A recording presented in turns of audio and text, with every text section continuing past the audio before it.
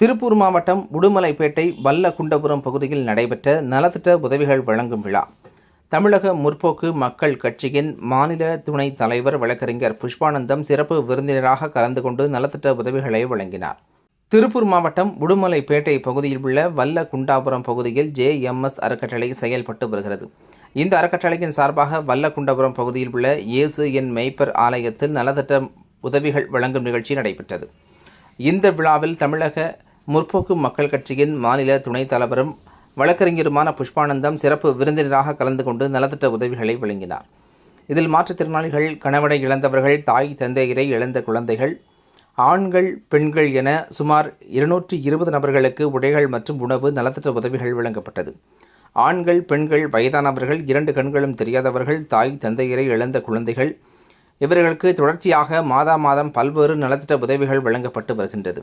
இந்த மாதத்திற்கான நலத்திட்ட உதவிகள் வழங்கப்பட்டது. மேலும் 3 மாதத்திற்கு ஒருமுறை ஆடைகள், முடிவெட்டுதல், உடல் நலத்திற்கான பரிசோதனைகள் வழங்கப்பட்டு வருகின்றது.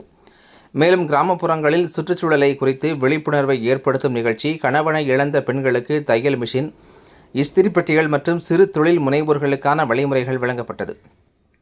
கணவனை இழந்த பெண்களின் குழந்தைகளுக்கு படிப்பு மற்றும் அதை சார்ந்த உதவிகள் செய்து வழங்கப்பட்டது. ஏழை தொழிலாளர்களுக்கு இலவசமாக 25 தொழில்களுக்கு நலவாரிய பதிவு செய்து தரப்பட்டது.